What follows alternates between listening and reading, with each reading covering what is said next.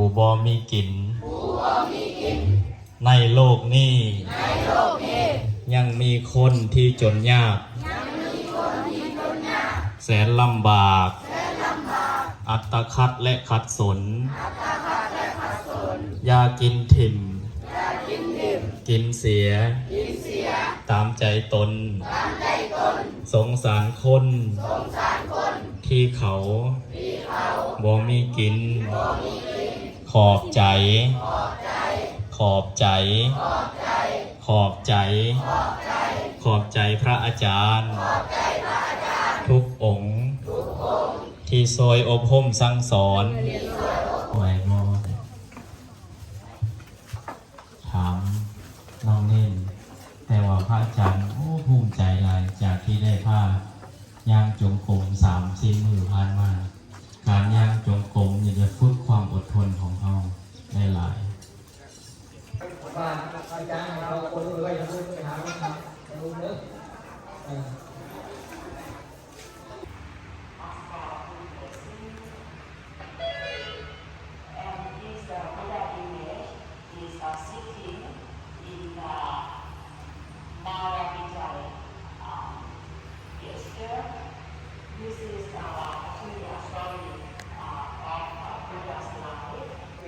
But in the legendary story, it said that Mara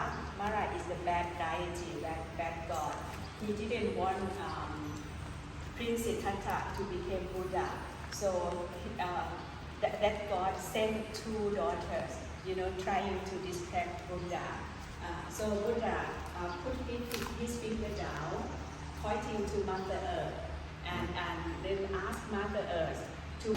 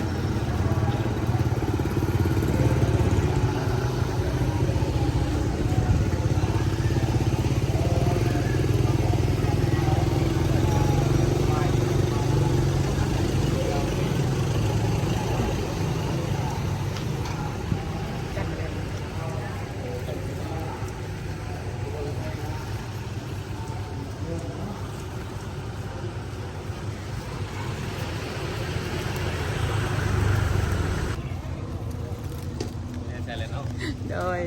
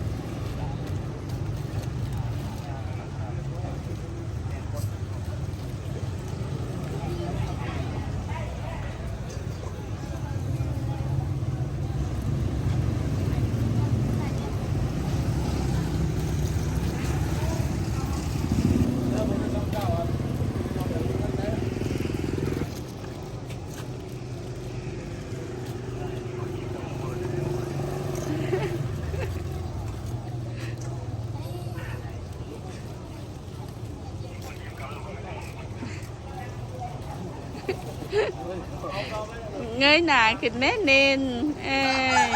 อาย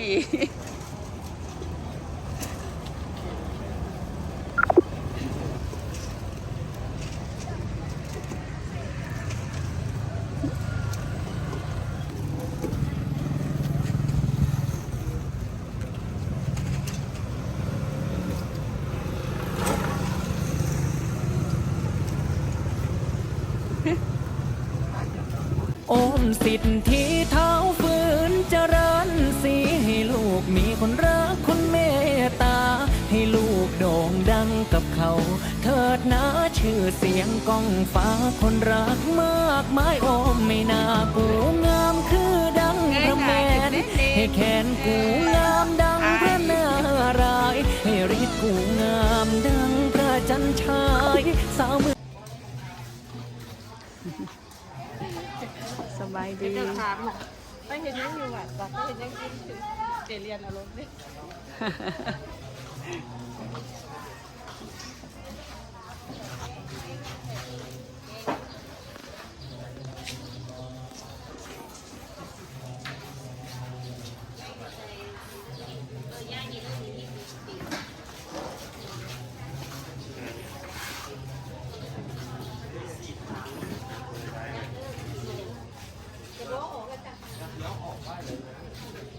เป็นยังไงปลาไก่สีขาว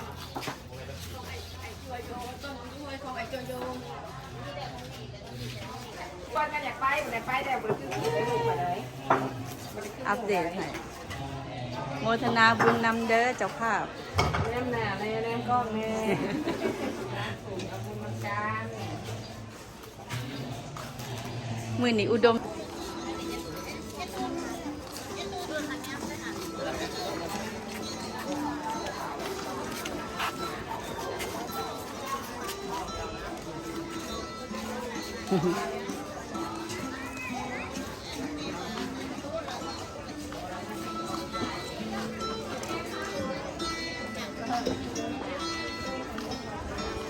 โต๊ะนี่ทุกประเทศนะล่ะเพราะว่าบรรยากาศมันโตดีนะตอนนี้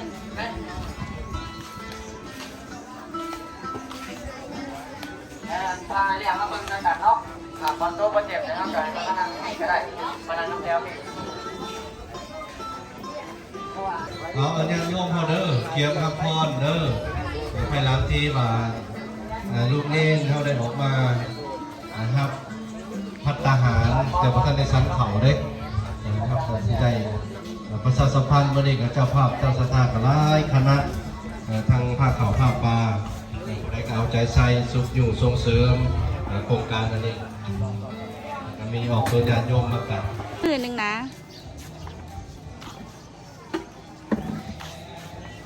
กระเลมกระติบ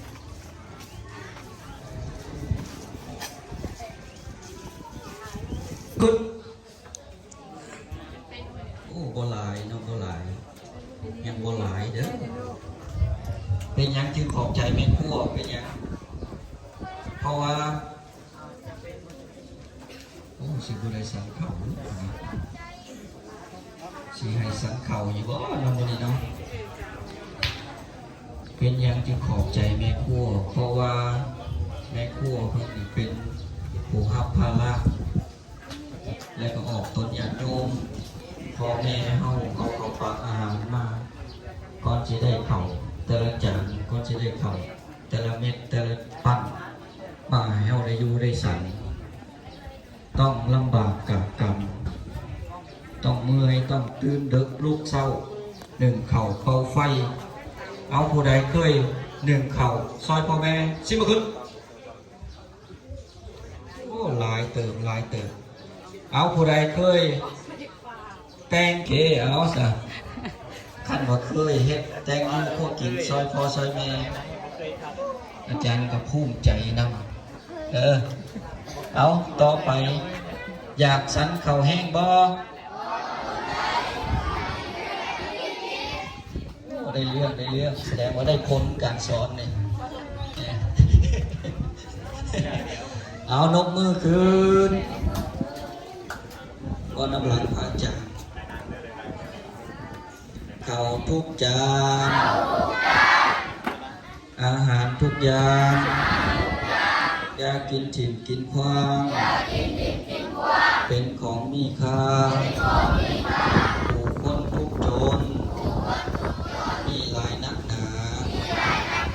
สงสารบรรดาผู้บ่มีกิน ในโลกนี้ ยังมีคน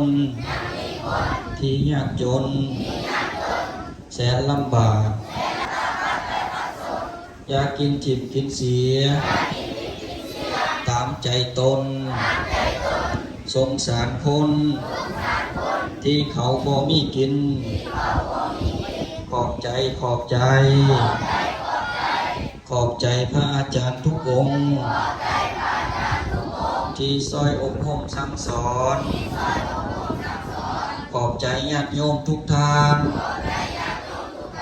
ที่มีน้ำใจ ถวายอาหาร แด่พวกน้องสามเณร พวกน้องสามเณร ขอสัญญาว่า จะตั้งใจศึกษา ตั้งใจปฏิบัติ อยู่ในกฎระเบียบ ทุกประการ สาธุ สาธุบ่ดังบ่เปื้อนบ่กินเมิดบ่คุยกันสัญญาละเด้อสัญญาละเด้อสัญญาแล้วเอาต่อไปนิมนต์จับเอาเปิดที่เขาขึ้น เปิดที่เขาออก แล้วแกะยางออกในถ้วยในจานเอาบุเฝ้าสันบุเฝ้าสันเฮ็ดตามขั้นตอนก่อนแกะออก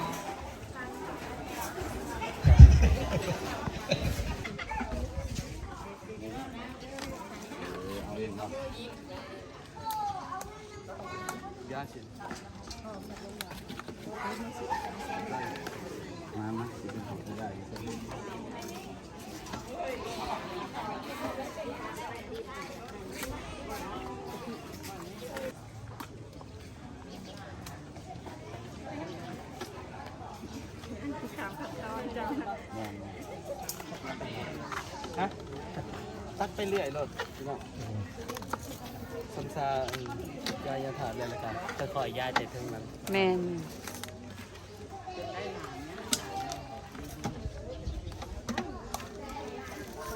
ม่วงยาตาเวทกันมากินแล้วบ่กินแล้วถ่ายรูปไหมโอเค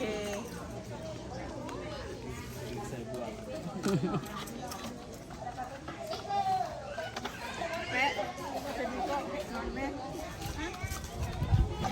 บอกซอยในเด้อ จะได้ศึกษาเอาไปไป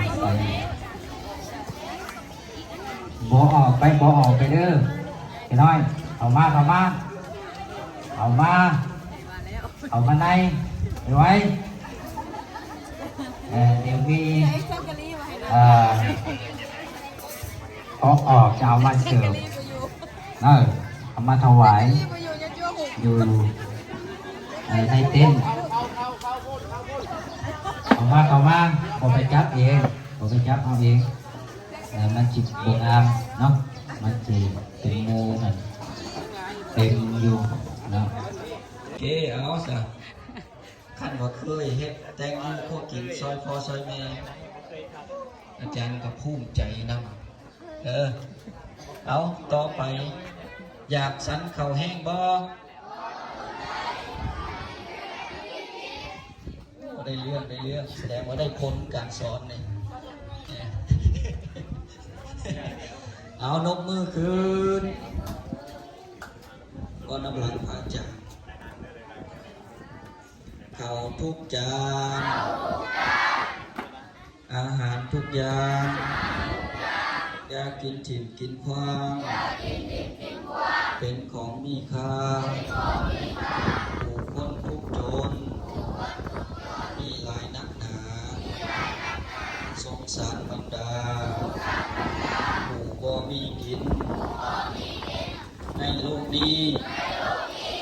มีคน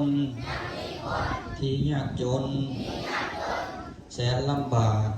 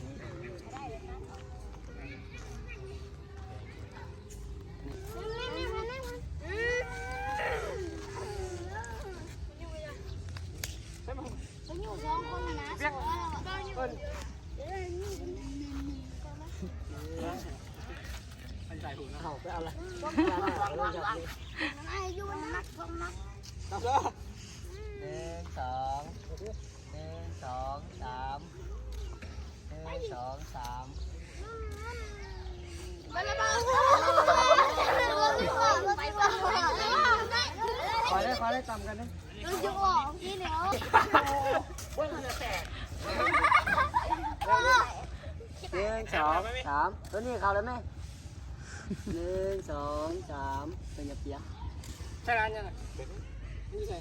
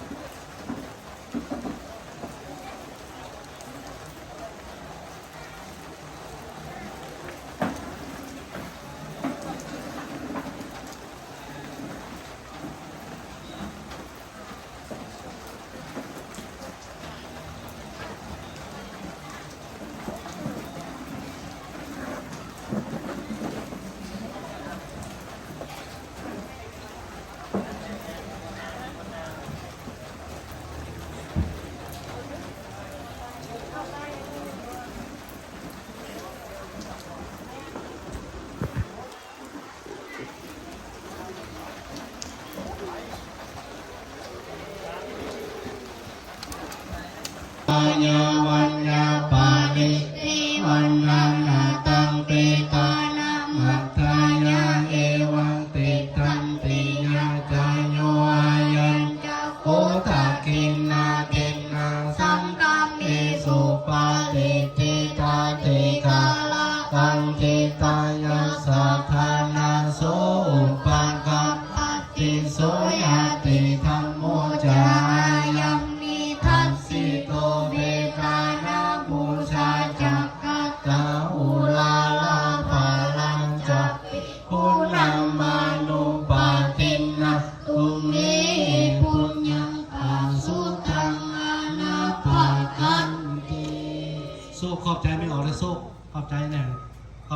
ด้อเบาเลยเอาดูสุก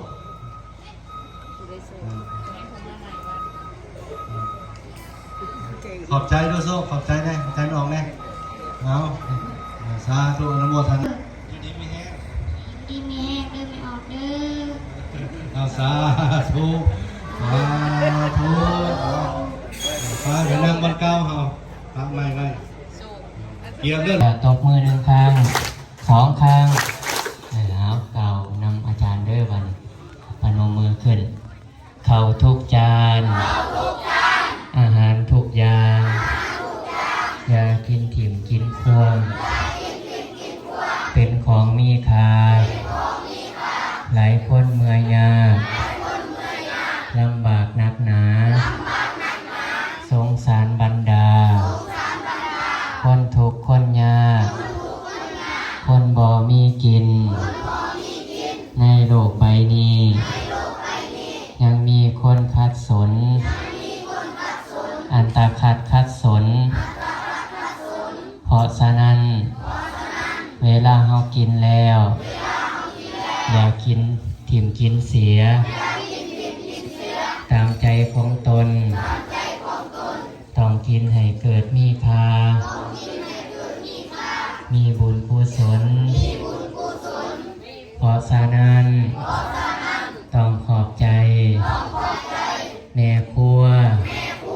ที่เฮ็ดอาหารญาติโยมผู้เป็นพ่อเป็นแม่ได้มาอุปถัมภ์ประทานข้าวปลาอาหารขอบใจขอบใจขอบใจสาธุสันใดเนาะอันนี้ทำเวลา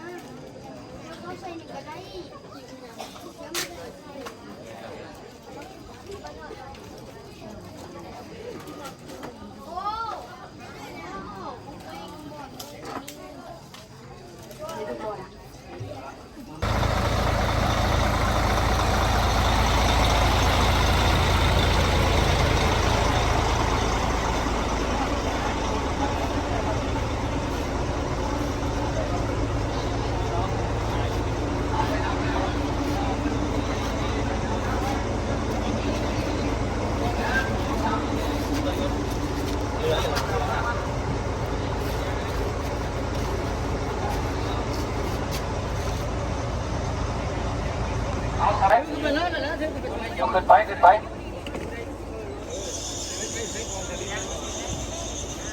เปิดฟ้าเปิดฟ้า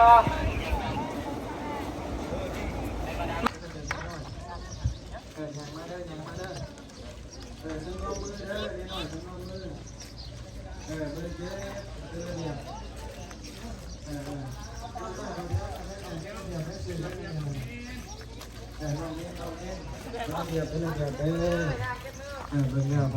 มันงามไหมเพราะว่าการเรียนโอ้ยแต่สีส้มเป็นเรียบร้อยมือทางหลังเด้ออันเก็บคือกันมือเป็นระเบียบสังรวมในการงานเนาะมาเป็นระเบียบเรียบร้อยเราครูบาอาจารย์จะได้น้ำหนักก่อนเนาะถ้าเสียด้วยพี่ใหญ่น้ำหนักอยู่แต่ละจุด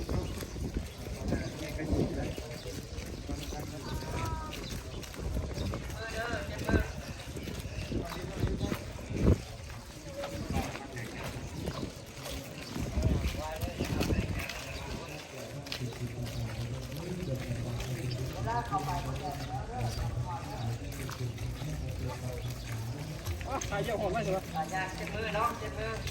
ฮะยังยังก่อนยัง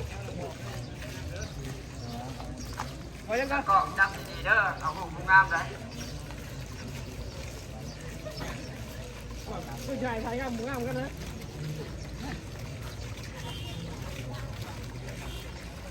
ย่างมาทางกันย่างเป็นแท้ตุดีลาทั้งหลังน่ะ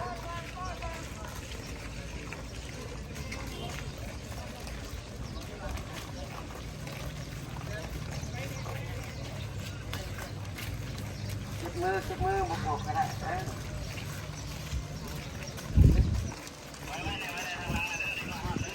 ทางหลังเขาย่างชี้ไว้นิดนึงครับ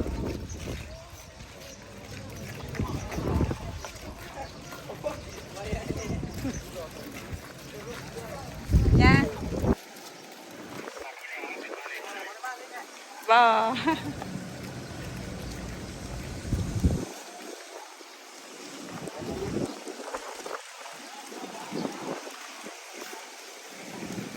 3 ห้องในช่วงก่อนเข้าพรรษานำเอาลูกพาลูกเมียพอดีสิได้ให้ใส่ลดต้นเขาเนาะต้นเราต้นครับนั่นโอ้ยไอ้คนพิการไปเอาซ้ำไปหา ก็ว่าอาจารย์กินสวะไปเอา ไอ้คนพิการไปเอาซ้ำ ดับเอาคนดีๆไปดูคนร้อยแต่เพิ่งกันยังคนร้อยเลยเพิ่งกำลังเด้งอยู่ กำลังเอาลงมาเนี่ยเห็นรถจอดข้างนอกเนี่ย อ่ะใช่ ให้นอกนี้ได้ต้องไล่เอาพริกลี่ต้นพริกลี่เนี่ย เอาในบนไว้เนี่ยกันเลย พอต้นนั้นเป็นไฮไลท์สำคัญเลยเป็นไฮต้นไฮเพี้ยนสิบโดนเป็นหน้ามากินไปตลอดนะสิบโดนแล้วจะมาจะไปอะไรนี้ไปพิโซนมันเด้อพิโซพ่อใส่ตาวิโซอาโลตาโลโสริสาธรรมสาเตเทวมนุสานังพุทโธภะคะวะเตปิติโสภะคะวะสัมมาสัมพุทธสัมปันโนสุขโตโลกวิทูอนุตตโลปุริธรรมสารติสัทธาเทวมนุษย์ตังพุทโธภะคะวะติติปิโสภะคะวะสัมมาสัมพุทโธสัมมาจารณะสัมปันโนสุขโตโลกุลิสาธรรมสารติสัทธาเทวมนุษย์ตังพุทโธภะคะวะติติปิโสภะคะวะอะระหังสัมมาโนวิชชาจารณะสัมปันโนโลกวิทูอนุตตโรนาธรรมสารติสัทธาเทวมนุษย์สานังพุทโธโลภะคะวะอะระหังสัมมาสัมพุทโธเยนะสังฆังสุขโตโลกัสโยอนุตตโรปุริสาธรรมสารตินะเทวมนุษย์สานังพุทโธภะคะวะติปิโสสัมมาสัมพุทโธเวชาจารณะสัมปันโนสุขโตหลายคนจำเป็น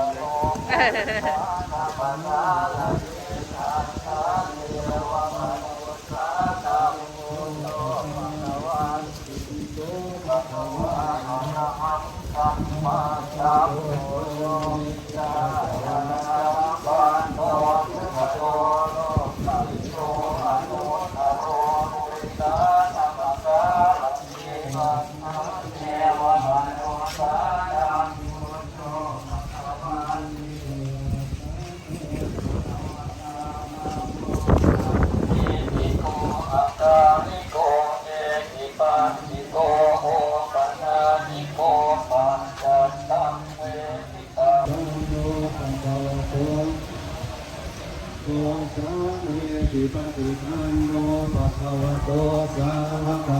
โต ขังจัตตาริปุริสายุ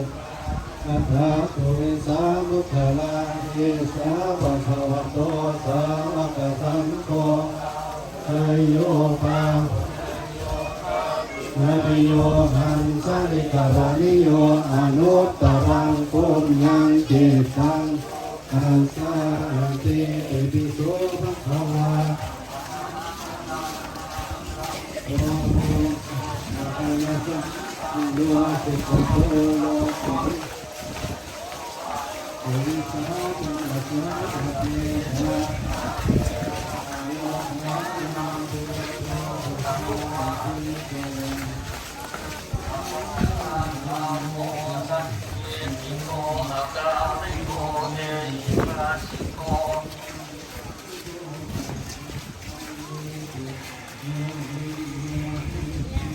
ปฏิปันโนภะคะวะโตสาวกสังโฆสุปฏิปันโน อาตาธังสาธุสาธุสาธุอนุโมทามิครับ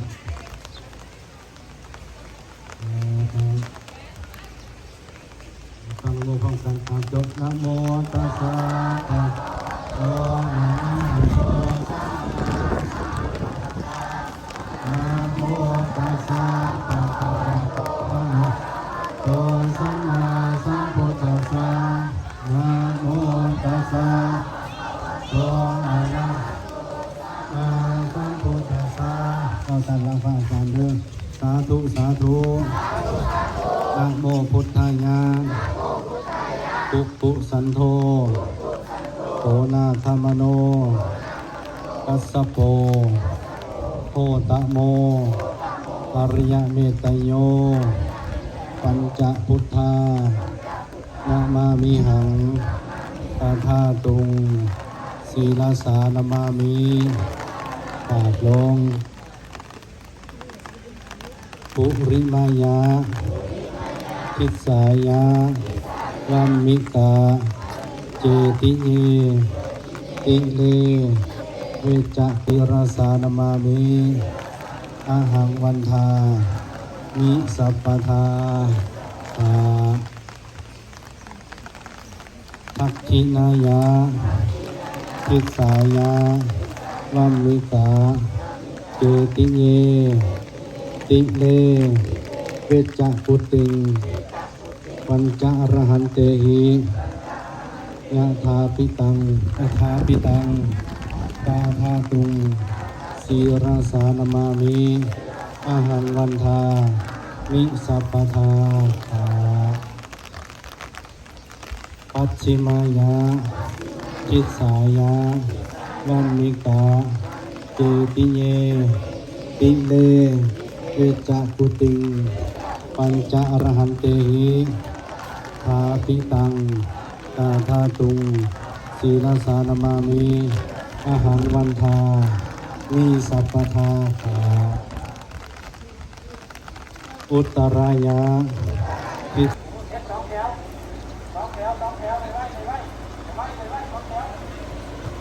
เอาไปไว้เลยไว้ที่พ้นลงหน้าต่อแถวสองแถวสองแถวลูกเมฆสองแถว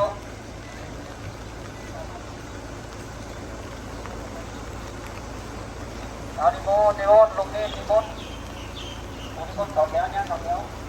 เฮ็ดสองแถวเฮ็ดสองแถวสองแถวงามๆเจ็บมืองามๆเจ็บมืองามๆเจ็บมืองามๆเอาเข้าสองแถวเข้าสองแถวเอาดิโมดิโมเอาให้สองแถวสองแถวผู้ใดที่เข้าห้องน้ำให้บอกพระพี่เลี้ยงเด้อให้พระพี่เลี้ยงข้าไปนะเฮ็ดสาม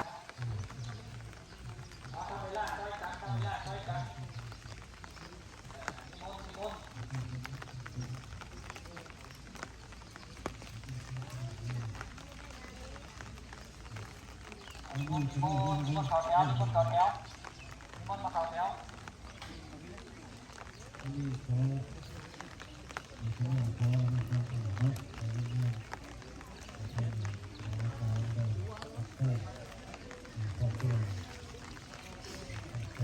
เ อาชีพแล้วก็ได้มันอาชีพแล้วก็ได้อันนี้ซุปเย็นนะครับซุปเย็นนิมนต์เขาเจ้าเป็นอะไรจะหน่อยทักร้องมาดิทักจะได้ต้องว่าได้ว่าน้ำผู้บ้าว่าได้ว่าได้ว่าน้ำผู้บ้าต้องตัวลงมือว่าให้แย่กันยับเอานับสมาเอาตั้งวันนี้เอาตั้งมาเอาขึ้นเกี่ยวอะไรอย่างนั้นนะทีหลังตั้งคือหลายต้นโอ้ยังแป้งขาก็วางนะเก็บมือไว้เก็บมือไว้เก็บมือไว้เก็บมือไว้เก็บมือไว้ครับวันนี้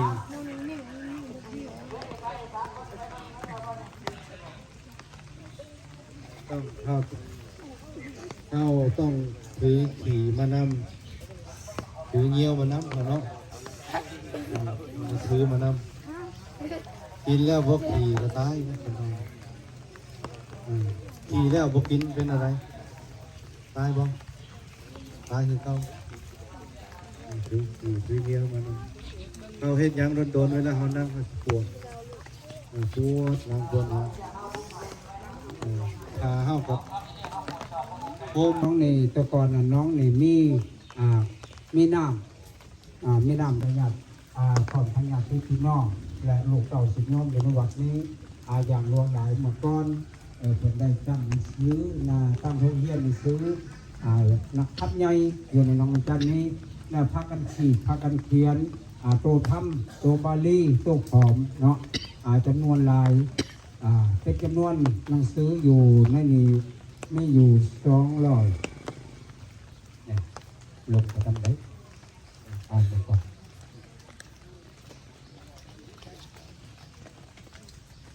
มีอยู่ในตู้3ตู้นี่มีอยู่219เรื่องหนังสือปกไปล้านเนาะแล้วก็มีอยู่326มัดแล้วก็1,848ถูกอันนี้หนังสือผูกไปล้านที่เป็นสวนเมียนอยู่ในตู้หอไตรปิฎกนี้ใน3ตู้นี้นอกจากอันก็ยังมีอยู่แต่ว่าคนบอเอาขึ้นมาเมียนนี้เนาะเป็นที่คนหางซาเมียนนี่คนก็ได้ลุ่งบันทึกเมียนทักแน่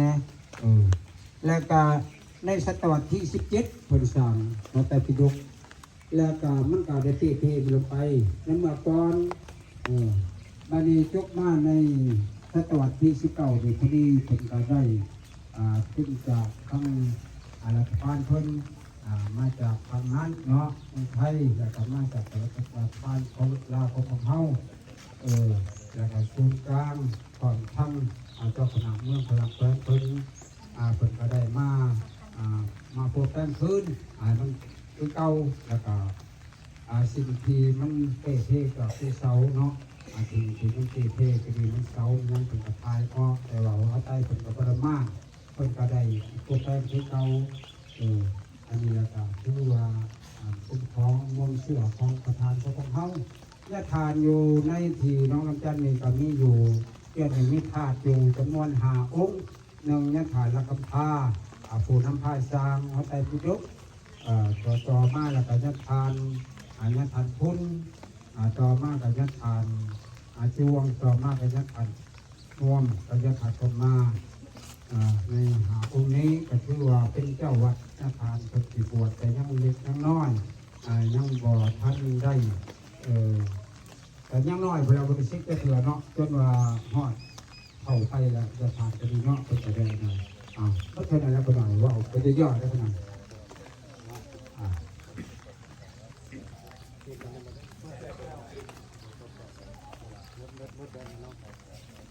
เครื่องนึงเลยเครื่องนึงระดับจะน้อยเข้าได้รับฟังประวัติความเป็นมาของวัดบ้านหนองลำจันทน์ ก็ซึ่งคือว่าทางพ่อใหญ่เพิ่นได้อธิบายให้เฮาฟังโดยเฉพาะกระทั่งพระธรรมคำสอนก็ได้บรรจุไว้อยู่ในพระไตรปิฎกเลยว่าเป็นเขียนเป็นลายลักษณ์อักษรอยู่ในใบลานผู้ใดฮู้ใบลานจะหน่อยใบลานมันคือใบลานอะไรใบลานคือใบตาลเนาะคือใบตาลใบลานนั้นเนาะเพิ่นบ่ได้เอามาให้เบิ่งเอามาดูเอาจังหน่อยเอามาให้จังหน่อยจะคือใบลานใบลานนี่ในสมัยพ่อแม่ปู่ย่าตายายเฮานี่เพิ่นสิเขียนหนังสือใส่ใบลานเพิ่นสิเขียนแต่มันเป็นใบบรรจุไว้เดี๋ยวสิให้เพิ่นมาเบิ่งและต่อไปเฮาก็สิได้ถวายต้นแล้วบัดนี้เนาะว่าตามหลังทางอาจารย์เด้อพนมมือขึ้นสิถวายต้นที่ครับตามหลังนะโมตัสสะนะโมตัสสะภะคะวะโตอะระหะโตสัมมาสัมพุทธัสสะนะโมตัสสะภะคะวะโตอะระหะโตสัมมาสัมพุทธัสสะนะโมตัสสะภะคะวะโตอะระหะโตสัมมา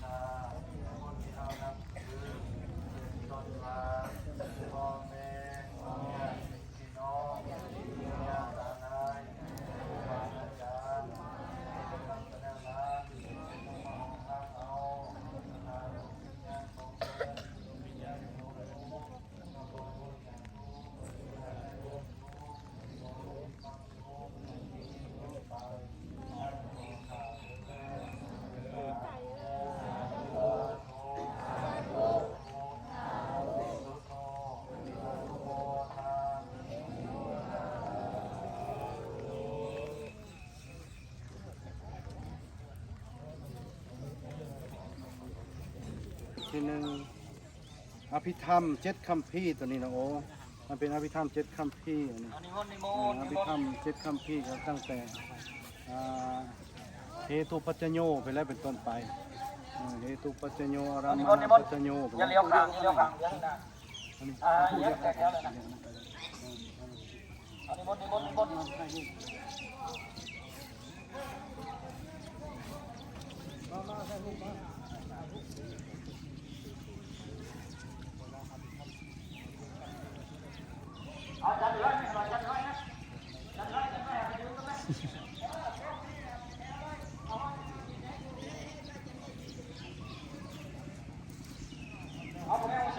สูงมาพี่ผู้ใดเอาซื้อวันเจ้าของสูงมาพี่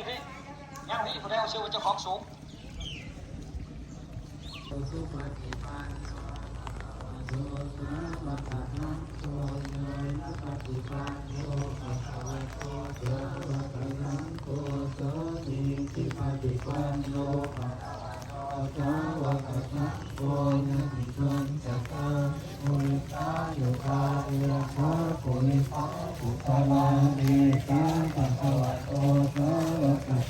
โออาหุเนโยอาหุเนโยอาโยอังสะโยอาหุ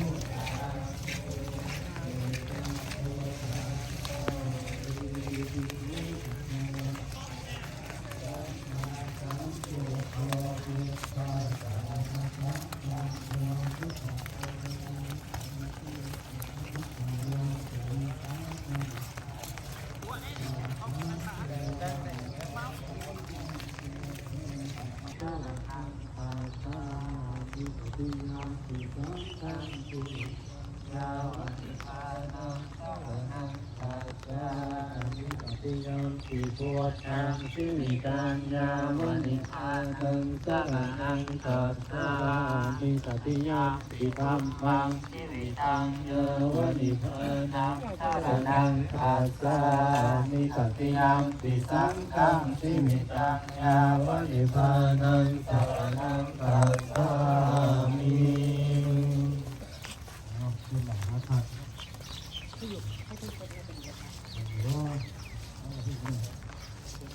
นั่งบนไหนนั่งเจ็บตัวตาหูตัดตัวแล้วไปก็ได้ตาที่ตาตาที่ตาน้ำมา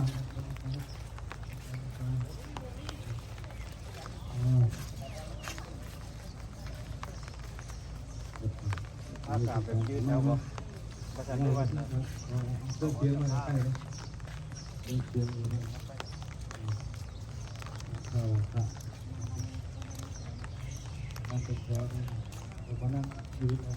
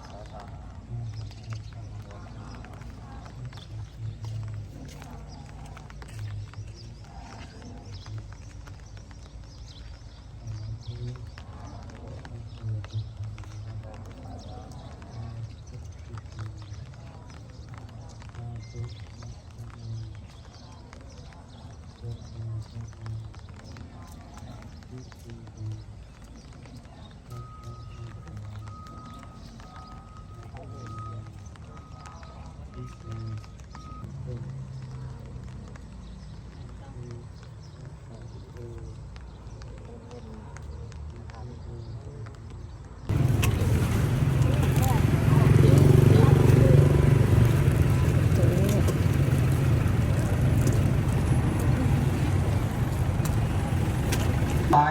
แซ่บบ่แซ่บบ่เอาจริงใจđấyแซ่บจริงหรือบ่จริงแซ่บหลายหรือบ่หลาย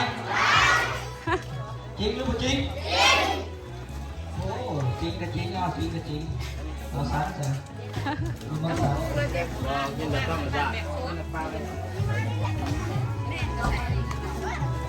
เอามาคำป้องเดี๋ยวหายังมาคำป้องอยากนับปะนะบ่ฮะ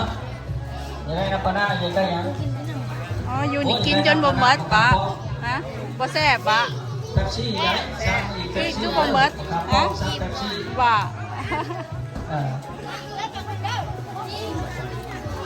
เอาสมณี2 องค์นะคือย่างไปย่างมา2 เทื่อแล้วนิมนต์มาพี่นิมนต์มาพี่2 องค์ อยู่นี่บ่หมดจ้ำ ยืนตากแดดก็ กล่องที่สอง มาพี่พี่นั่งมานั่ง เป็นจังได๋สะใจแล้วสะใจเลย เต็มที่นะ พี่เรียกอยู่กุ้งไหน จนอิ่มแม่นว่า กุ้งไหน จนเหลือเฟือ อยู่กุ้งไหน2 องค์นะ กุ้งนี่แซ่บกว่าหมูเนาะเกลี่ยงเลยนี่เอาอีกบ่พอแล้วเต็มที่เลยแม่นบ่อยากได้เค้กกล้วยวะยังบ่ได้วะกี้นี่อยากได้ตืม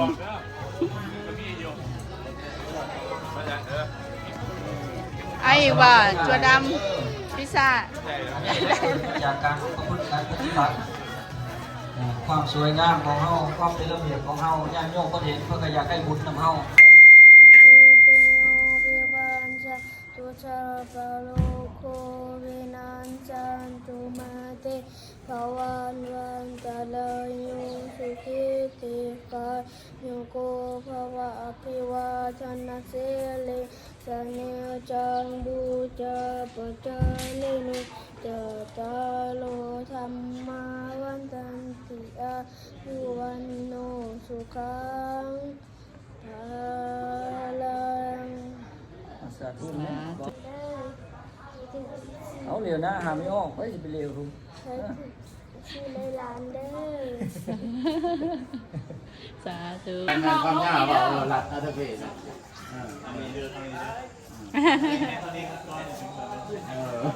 คือเลยน่ายากประเด็นครับแล้วครับ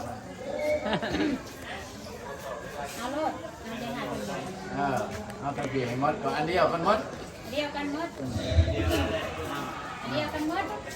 ได้แต่ทางหลังค่ะพี่เลี้ยงเนาะเอาทางหน้าค่ะพี่เลี้ยงเนาะ พาพี่เลี้ยงปินหนามา ค่ะพี่เลี้ยงพี่หน้ามาทางนี้ เอาก็ได้เด้อแมวเข้าก็ได้ จับมาโลดจะได้เลย จับเอาแล้วเอามาเลยค่ะทำยังมาก่อนมีสิทธิ์เลือกเนาะบีบไปได้เลย จัวด ไม่ได้เอาวันละคนเนาะไม่ถูก ำจัวดำสูตรพิเศษ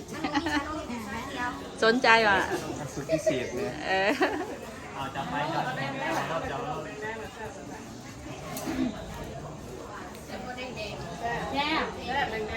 แซ่บสุดใจเลยจำมาอีก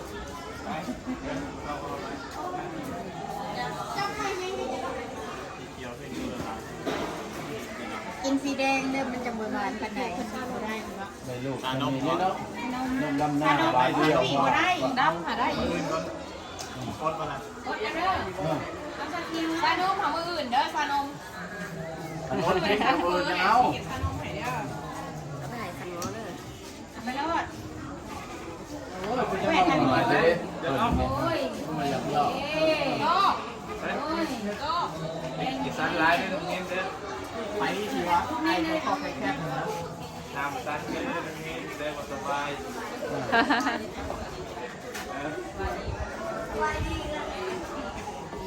สันครับสันลงไปไม่ได้เสียงรูเด็กนะ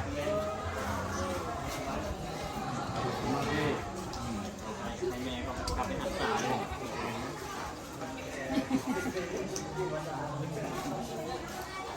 จะไปหลังคืนเนาะโอ้คืนเลยใช่ปะเนี่ยตามไปพอบอกเขาเกือบพอเอาจับไปจับไปเลยล่ะให้เลือกได้สองชอยให้เลือกเลือกได้สองชอยให้เลือกอาจจะดีแล้วไหมวันนี้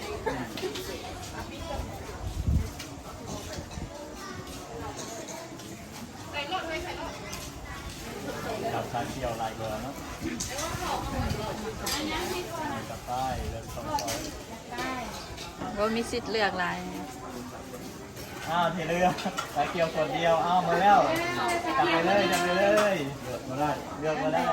เล่เพลินเลยมาเลยน้ำแดงมันแซ่บกินแซ่บไหลน้ำแดงจริงๆน้ำแดงแซ่บหมดเลย ยุ่งงานไปได้กินได้มาเนี่ยยังไงกินสันวะยังไม่อยากว้าว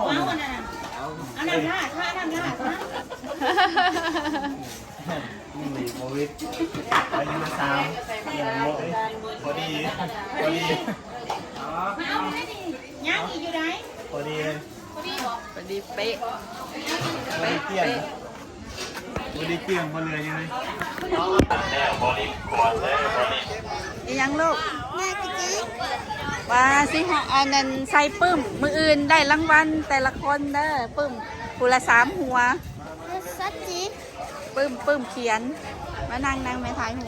ไม่เยอะนะ ร้อยหน้า มาจำนะ ทุกองค์นี่ปฏิบัติได้ดีก็เลยได้รางวัล ดีใจวะฮะดีใจเนาะได้รางวัลหลายอย่างเนาะได้ใบประกาศอีกวันธรรมดาฮะบ้าโอ้สุดยอด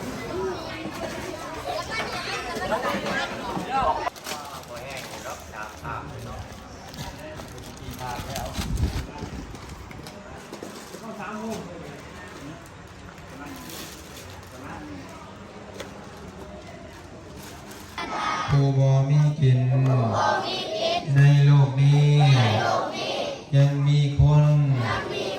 ที่จนยากแสนลำบากอัตตาคัดและคัดสน อยากกินถิ่นกินเสีย ตามใจตน สงสารคน ที่เขาบ่มีกิน ขอบใจพระอาจารย์ทุกองค์ ที่ช่วยอบรมสั่งสอน ขอบใจญาติโยมทุกทาน ที่มีน้ำใจมาถวายอาหาร พวกน้อย พวกเฮาสมณีน้อย ขอสัญญาว่าจะตั้งใจศึกษา จะตั้งใจปฏิบัติ อยู่ในระเบียบวินัยทุกประการสาธุสาธุสาธุเอาสันได้มานี่เด้อค่อยๆเด้อค่อยๆเด้อกูต้องได้ห้องเด้อมีทางโรตีเนาะมีทางญาติโยมมาถวายโยมเมเลียนยันถาคง